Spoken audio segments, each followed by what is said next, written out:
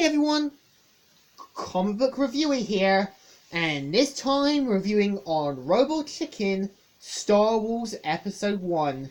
Now, keep in mind for a time, Robot Chicken had 3 of these Star Wars shorts, like specials, from 2007 all the way to 2010. Now, the plot is pretty much a Star Wars involves 22 episode sketches that involve scenes from Star Wars, jokes, parodies, and so on. So, pretty much throughout, most of it is pretty much involving the Star Wars characters in certain situations or making jokes on certain things. For example, Max Rebo being a blue elephant, also Jar Jar Binks pretty much not noticing Anakin becoming Darth Vader, and also involving Palpatine getting a collect call from Darth Vader. Now, to me, it feels like the jokes are a bit dry, and I feel like it's not as funny as what it could have been.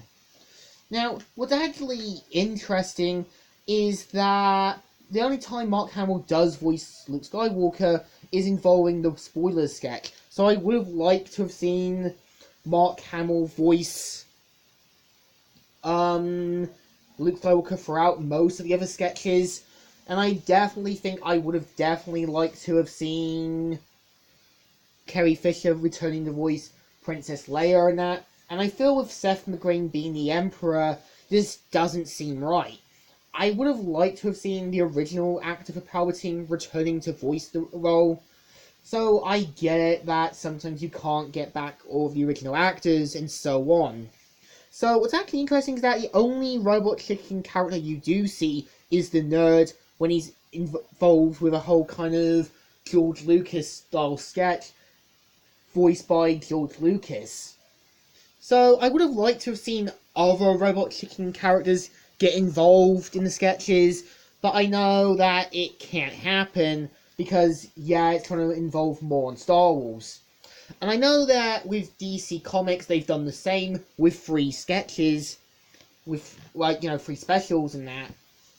I feel like the first one does find itself, but I think the humor is either dry, it tries to be funny, but it's clear that it just doesn't do what it's meant to do.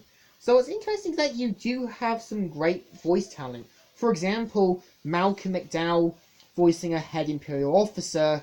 Also, you do have mainly Seth Green voicing Bill Clinton, George W. Bush and that.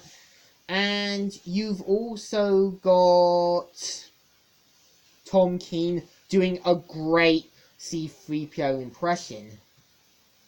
So, in my opinion, what I think what's interesting is that when DC, even with later Robot Chicken sketches, they still include some Star Wars stuff, so it's never known why they just never could continue it afterwards. So I get it that since Disney now have the rights, they just don't want to, mark it out as an adult stuff. So in my opinion, Robot Chicken Star Wars is not good. It's alright, but not one of the best. So in my opinion, thumbs in the middle.